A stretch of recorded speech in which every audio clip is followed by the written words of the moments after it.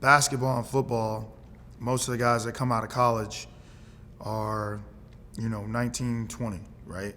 Straight from college to the NFL, boom, or NBA, instant gratification, instant money in your pocket. The MLB, you're going to the minor leagues. You're going in the bushes, as we call it, the jungle. Like, you still have to work to get the big dollars. 1-2 pitch. Swing and a drive to deep right field. See you later. I remember my first time when I got my first paycheck. I think it was making $800 a month in minor leagues. And we were in Batavia, New York. And I got that check, and then our host mom was like, "Yeah, you guys owe me $100." So that 8 went to about 7. So yeah, you had to be very, very stringent with the money that we did get. Learning how to manage my money, that came from my mom. She was doing her job. She would always tell me and my other siblings, you can't spend money that you don't have. Even if you're expecting it to come in, until it's in hand, don't go spend it. I think a lot of the time is that when you give these kids that are coming doing one and dones and stuff like that, they just get very frivolous because it's like, now I'm 19, 20, I'm in the league, I got all this money, yeah, I'm gonna be stupid.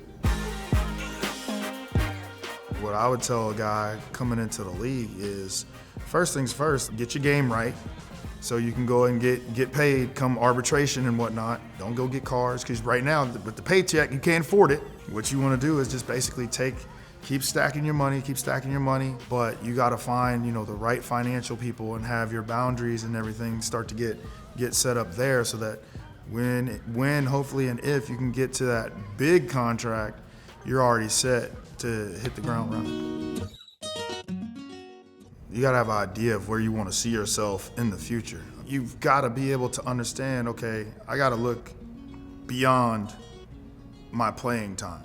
I was blessed to play alongside of Jim Tomei and Bobby Abreu, my man Young James, Jimmy Rollins, and like being able to talk to those guys and just picking their brains and being able to understand them. You guys, what do? Do you have a financial guy? Like how do you go about this? How do you go about that? But I think talking and getting that mentorship from some of the guys that had been there, that were in your shoes, that have been able to have those different experiences and being able to learn from them is the first step. That is one of the harder things to be able to do is to say no, especially to family or close friends. It's like once you get that contract, things change. People around you change. Once you get your money, everybody's gonna be coming out the woodworks.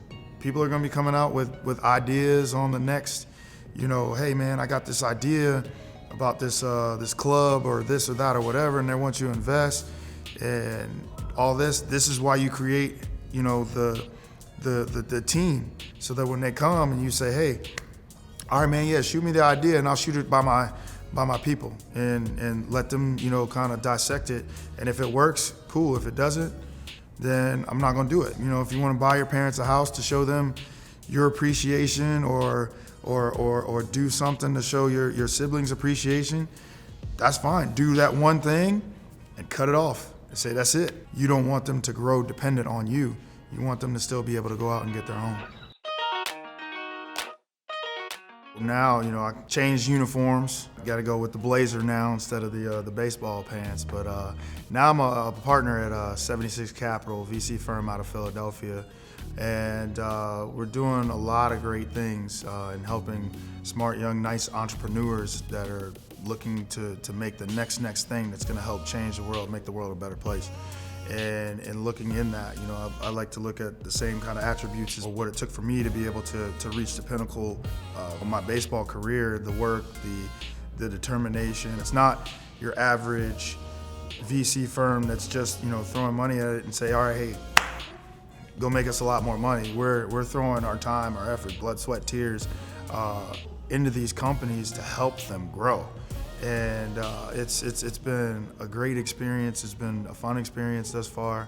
At times it can be a tiring experience, but hey, we'll sleep when we get these companies where we want them to be.